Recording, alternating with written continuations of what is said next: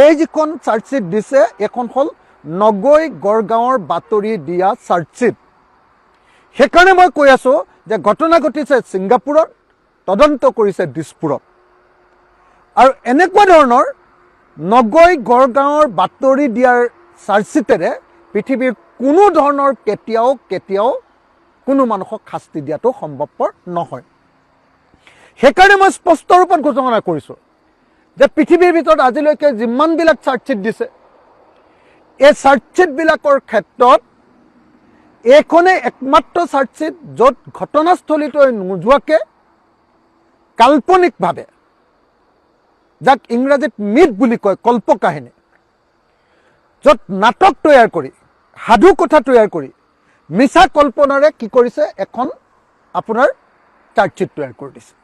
এটা ঘটনা য'ত ঘটিছে সেই ঘটনাটোৰ যদি সঁচাকৈ তদন্ত কৰিব লাগে, তেতিয়াহ'লে কি কৰিব লাগিব, ছিংগাপুৰৰ সেই ইয়াত বা জাহাজখনলৈ যাব লাগিব। ছিংগাপুৰৰ জাহাজখনত মানুহে সাঁতুৰিবৰ কাৰণে পাৰ্মিশ্যন ল'ব লাগে, এখন ফৰ্ম ফিল আপ কৰিব লাগে। সেই ফৰ্মখন ইয়ালৈ অনাটো হ'ব। সেই ফৰ্মখনতে আচল কথাটো লিখি থোৱা আছে যে ফৰ্মখনত কোনে চহী কৰিছিলে।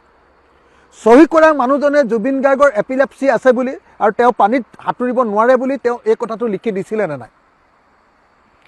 আৰু দিয়াৰ পাছতো যদি জাহাজখনৰ পৰা জাপ মাৰিবলৈ দিছে আৰু আপোনাৰ জেকেট নোহোৱাকৈ জাপ মাৰিবলৈ দিছে খালী গাৰে, তেতিয়াহ'লে ইয়াতখনৰ যিজন কেপ্টেইন, সেই কেপ্টেইনজন জেললৈ যোৱাটো খাটাং, তেওঁ মৃত্যুদণ্ড হোৱাটো খাটাং। আৰু আমাৰ ভাৰতীয় আইনে কৈছে যে সঁচাকৈ ছিংগাপুৰৰ পৰাও তেওঁলোকক ধৰি আনিব পৰা যাব। ইয়াতখনৰ জাহাজখনৰ আপোনাৰ কেপ্টেইনজনকো, তাৰ অপৰাধীবিলাককো ধৰি আনিব পৰা যাব MLATৰ জৰিয়তে, যদি সেই লেটাৰ ষ্ট্ৰগেটৰ জৰিয়তে চিঠি প্ৰদান কৰা হয়।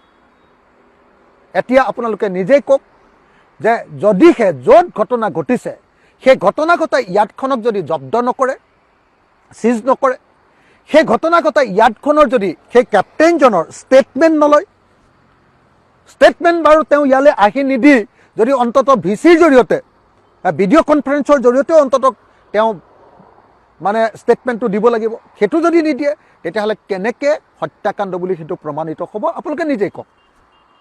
তদুপৰি এই ইয়াতখনত পৰা জাপ মাৰি দিয়াৰ পাছত, জুবিন দা পানীত ডুবি যোৱাৰ পাছত যিবিলাক মানুহে উদ্ধাৰ কৰিছিলে সেই উদ্ধাৰকাৰীবিলাকৰ ষ্টেটমেণ্ট লাগিব, ৰেস্কিউ টীমটোৰ।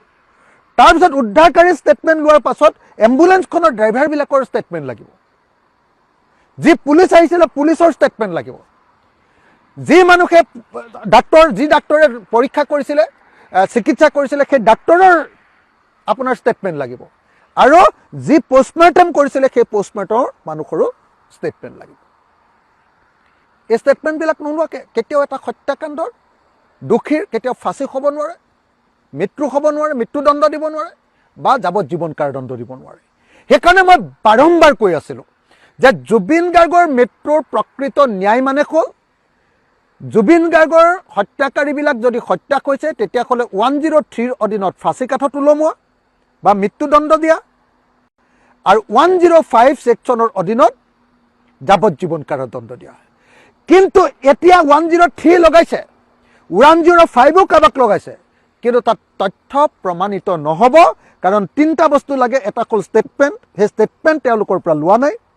2, এভিডেন্স অৰ্থাৎ প্ৰমাণ তেওঁলোকে তাৰ পৰা অনা নাই নিয়ম অনুসৰি। 3, ডকুমেণ্টছ, যেনেকৈ ধৰক CCTVৰ কেমেৰা, সেই ডকুমেণ্টছবিলাক আনিব লাগিব, সেই ডকুমেণ্টছবিলাক অনা নাই। গতিকে মই স্পষ্ট ৰূপত আপোনালোকক কৈছোঁ যে হিমন্ত বিশ্ব শৰ্মাই যিখন চাৰ্জশ্বিট দিছে, এই চাৰ্জশ্বিটখন, এই পুলিচে যিখন চাৰ্জশ্বিট দিছে, এই চাৰ্জশ্বিটখনৰ জৰিয়তে প্ৰকৃত অৰ্থত দোষী কেতিয়াও মৃত্যুদণ্ডও নহয়, ফাঁচী কাঠতো নোলোমায়, তেওঁলোকে যাৱজ্জীৱন কাৰাদণ্ডও ভোগ নকৰে।